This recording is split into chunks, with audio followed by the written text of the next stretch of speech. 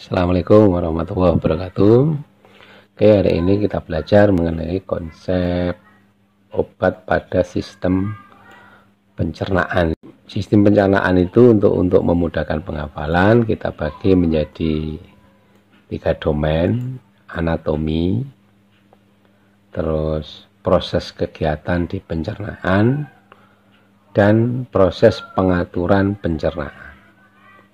Di anatomi ini ada 2 sisi, itu saluran cerna atas dan saluran cerna bawah. Nah, saluran cerna atas itu dimulai dari mulut, ya terakhir di paring sebenarnya. Ya, namanya pertigaan antara paru-paru dengan saluran pernapasan. Terus saluran pernapasan dalam itu dimulai dari esofagus sampai nanti keluar anus. Nah, nanti obat-obat yang menjadi konsumsi saluran pencernaan itu kita akan mendapatkan dari sisi mulut sampai dengan dari sisi usus besar yang diakhiri dengan anus itu sebenarnya. Yang kedua, proses kegiatan. Jadi di sistem pencernaan itu ada proses kegiatan yang terus menerus. Ada yang namanya ingesti, egesti, peristaltis, perisdigesti ya. Ini tidak saya terangkan, Anda lihat sendiri di buku saya di anatomi ya. Karena kita fokus di farmasi adalah. Yang kedua ada pengaturan pencernaan. Ada hormon, ada enzim. Ini juga tidak saya terangkan, ini sekedar tahu. Jadi 3 domain ini berpengaruh terhadap pemberian obat-obat pada sistem pencernaan. Obat-obat yang ada di sistem pencernaan itu secara makro kita bagi menjadi beberapa ya. Yang bawah itu obat anti tuka. Tuka itu sebenarnya bahasa awamnya itu luka, obat anti luka di saluran pencernaan. Yang berikutnya adalah obat digestas, terus obat anti inflamasi, terus obat laktasi pencahar, obat anti diare, obat anti spasmodik, dan seterusnya. Ini hanya kolom untuk memudahkan menghafal. Habis ini kita terangkan satu persatu. Nah, ini yang pertama, anti tuka. Tuka itu adalah kondisi patologis pada lambung. Pokoknya saluran pencernaan bawah terjadi luka. Itu ajalah bahasanya lebih itu. Sehingga terjadi hemoragi, perforasi, obstruksi. Tapi sebenarnya iritasi itu ya. Nah, contoh obat anti tuka adalah 1 golongan antasid. Ini fungsinya menetralisir asam lambung. Jadi antasid itu bekerjanya netralisir. Nah, orang yang kena penyakit lambung itu biasanya asam lambungnya meningkat, sehingga perlu dinetralisir. Nah, antasid itu fungsinya adalah menetralisir asam lambung, sehingga lambungnya tidak perih. Kalau di pasaran misalnya bisa dikenal dengan sebutan Milanta, itu salah satu nama paten aja. Yang kedua, golongan obat penghambat pompa proton. Yang pertama tadi golongan antasid, obat anti tuka ya. Yang pertama tadi kan kalau antasid itu menetralisir. Sementara yang obat penghambat pompa proton ini menekan sekresi asam lambung. Jadi sekresinya yang ditekan, sehingga lambung tidak kebanyakan asam, ditekan dia. Contoh obatnya adalah omeprazol, lansoprazol, dan pantoprazol. Pokoknya yang sol-sol menekan, jadi sekresinya yang ditekan. sehingga tidak melebihi standar kenormalan asam di lambung, sehingga orangnya tidak sakit perut gitu ya. Yang ketiga, golongan antagonis reseptor H2. Antagonis ya berarti kan apa? Lawannya reseptor H2. Ini fungsinya, obat ini adalah menekan pembebasan asam yang diproduksi oleh gastrin, menghambat asam basah dan sekresi asam yang distimulasi oleh histamin. Jadi obat antagonis golongan reseptor H2 itu spesifik ke arah orang-orang yang kena produksi asam lambung meningkat karena adanya reaksi alergi. Jadi habis makan kecut terus langsung meningkat tajam. Ini cocoknya dikasih golongan antagonis reseptor H2. Contoh obatnya adalah cimetidin dan ranitidin. Wes yang keempat, ini masih golongan obat tukak ya. Golongan obat yang meningkatkan pertahanan mukosa.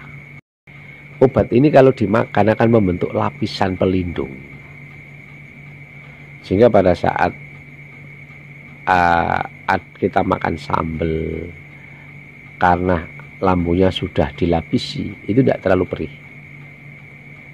Atau kalau sudah terjadi erosi dengan minum obat ini, erosinya itu akan ditambal.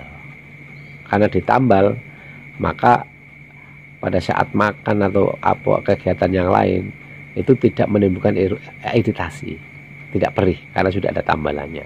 Contoh obatnya adalah sukralfat. Jadi membentuk lapisan yang melindungi luka tukak. Yang kelima ini masih obat anti tukak ya. Obat penenang atau transkuilier. Jadi obat yang diberikan untuk menenangkan. Loh, kok sakit lambung kok ditenangkan? Ya, karena salah satu sakit lambung itu disebabkan oleh stres. Jadi mahasiswa mau tugasnya banyak terus stres, terus perutnya sakit, itu berarti apa? Asam lambung meningkat karena adanya stres. Sehingga pasien ini kalau stresnya meninggi, ada kepatutan untuk dikasihkan obat penenang. Jadi ya nanti tetap obatnya dua. Satu obat penenang, yang kedua obat antasid. Satu untuk menghilangkan stresnya, yang kedua kalau dipakai untuk menetralisir asam lambung yang sudah ada. Golongan obat kedua adalah antispasmodik. Jadi antispasmodik itu mempunyai sifat sebagai relaksan otot polos. Nah, obat ini bereaksi pada sistem saraf otonom dan mencegah kejang otot yang digunakan untuk mengatasi kejang pada saluran cerna yang mungkin disebabkan oleh penyakit diare, gastritis, tukak peptik. Jadi orang diare itu kan sakit perut, kejang, atau ada yang mengatakan kram, ototnya kram, sehingga dikasih antispasmodik, itu akhirnya kejangnya berkurang bahkan hilang. Jadi obat ini menurunkan nyeri pada kejang otot di saluran pencernaan. Contoh obatnya adalah papaverin, hioskin, Clididium. Yang paling sering papaverin. Jadi ada pasien masuk UGD mencret atau terus melungker-lungker karena perutnya sakit. Itu yang pertama kali adalah ditensi, setelah ditensi dikasih injeksi papaverin. Habis itu baru dikasih pelengkap obat yang lain. Yang golongan ketiga disebut antikolinergi. Ini sama, menghilangkan nyeri dengan menurunkan motilitas dan sekresi gastrointestinal. Jadi contoh, ada pasien mencret itu kan gelombang peristatik ususnya meningkat, trok gitu. Akhirnya proses pengentalan fesesnya kan tidak maksimal atau tidak sempurna, dan ini juga menimbulkan rasa nyeri, sehingga akan diberikan antikolinergi yang cara bekerjanya menghambat asetilkolin dan histamin dan asam hidroklorida, sehingga tukak lambung atau tukak duodenum akan berkurang karena kan kecepatannya akan dikurangi. Obat ini biasanya diminum sebelum makan. Ini antikolinergi, juga berfungsi mengurangi sekresi asam yang timbul saat makan. Golongan obat berikutnya adalah obat pencernaan jenis reguler GIT, atau bahasa umumnya antiflatulen dan antiinflamasi. Jadi satu, fungsinya menghentikan motilitas pergerakan dari saluran pencernaan bawah atau gastrointestinal. Nah, untuk antiflatulen ini obat mengatasi gas yang berlebihan pada sistem pencernaan seperti meteorisme, kembung gitu, atau perutnya mengembung. Dikasih antiflatulen, gasnya nanti keluar. Contoh obatnya adalah metoclopramid. Ini juga sebenarnya fungsinya juga anti muntah gitu ya. Cisaprid, dimetikon dan lainnya ya. Golongan E, golongan kelima ya. Itu kita sebut anti diare. Ini penyakit umum ya. Jadi diare itu bukan penyakit, tetapi gejala suatu penyakit, gejala bahwa di situ di usus halus ada sesuatu yang sedang terjadi. Jadi diare itu gejala pengobatannya bergantung kepada penyebabnya. Kalau disebabkan oleh bakteri ya dikasih antibakteri. Kalau penyebabnya stres ya dikasih stres. Maka itu harus dicari dulu sebelum diarenya diobati. Anti diare ini sebenarnya ada banyak faktor tujuannya. Satunya meringankan diare, seperti difenoksilat, kodein, loperamid itu bekerja pada tingkat otak. Jadi otak yang merangsang untuk pergerakan usus itu dikurangi. Dan fungsi obat ini juga mengeraskan tinja. Misalnya tauwelin, pektin, antrapulgin aktif. Ini dibuat oleh pabrik dengan bahannya godongnya jambu keleduk itu, diolah menjadi pil. Nanti kalau diminum fesesnya akan mengental. Terus kalau diarenya berat, timbul rehidrasi, pengeluaran cairan yang berlebih, maka penderita perlu dirawat di rumah sakit dan berikan cairan pengganti atau infus RL. RL itu infus untuk mengikat cairan. Diare itu cairannya kan keluar ya, langsung di feses. Langsung feses itu diikat dengan cara diberikan RL. Membantu sebenarnya. Nah, ini contoh anti diare: loperamid, ricerocordil, nefuroxacid, dioktahedral. Oke, berikutnya golongan F adalah obat laksatif pencahar. Jadi orang sembelit itu keadaan di mana seseorang mengalami kesulitan buang air besar. Nanti sembelit itu bedegelen, bahasa Jawanya bedegelen, jarang atau sulit mengeluarkan air besar. Nah, ini sama dengan diare. Ini juga bukan penyakit, tapi tanda sains bahwa di situ ada kelainan, ada penyakit lain yang menyertainya. Maka harus dicari, baru diobati. baru nanti akan ketemu pangkal pinangnya. Kalau obat laksatif ini hanya obat simptomatik. Bedegelen dikasih pencahar, nanti encer, baru bisa BAB. Setelah itu akan bedegelen lagi kalau tidak diketahui penyebabnya. Itu. Pencegahan dan penguatan terbaik untuk konstipasi adalah gabungan dari olahraga dan makanan kaya serat. Ini pencegahannya. Nah, obat-obat yang diberikan untuk bisa mengurangi bedegelen bahkan menetralkan ini adalah satu, dulkolak, bulkin agen, pelunak tinja atau dokusat, dan lainnya ya.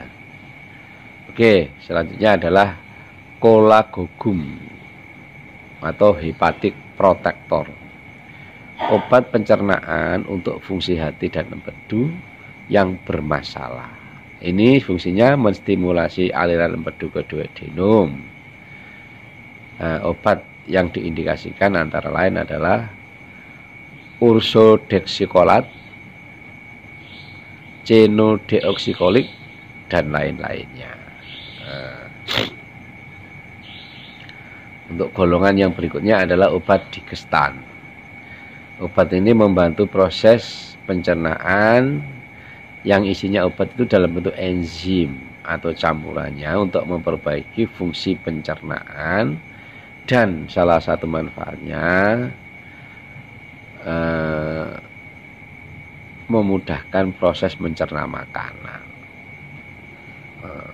Obatnya adalah enzim pankreas, pepsin, empedu, sesuai kebutuhan ya. Jadi ada orang kena penyakit hati, tambah ini tuh supaya tidak terlalu berat. Jadi ini sekedar kalau bahasa olahraga namanya doping gitu loh ya. Berikutnya obat hemoroid. Hemoroid adalah pembengkakan jaringan yang mengandung pembuluh balik yang mengandung pembuluh balik dan terletak di dinding rektum atau anus. Jadi pembengkakan pada pembuluh darah di anus. Apa obatnya? Ya meredakan pembengkakan atau mengecilkan pembuluh darah. Contoh obatnya adalah polidokanol. Ini injeksi. Terus ada senyawa bismut. Ini isinya kombinasi ya, antara suppositoria dengan hidrokortison. Terus ada juga ekstrak tumbuh-tumbuhan dan lainnya. Semuanya itu kalau dikemas dalam obat nanti dalam bentuk paten gitu ya. Oke, seperti itu kuliah hari ini. Untuk yang terakhir ada 10 pertanyaan, tolong dijawab ditulis tangan, hanya jawabannya saja. Segera diselesaikan, dikirim WA ke dosen pada jam akhir kuliah ini. Jika melebihi dari jam akhir, maka dianggap tidak masuk. Oke, terima kasih. Assalamualaikum warahmatullahi wabarakatuh.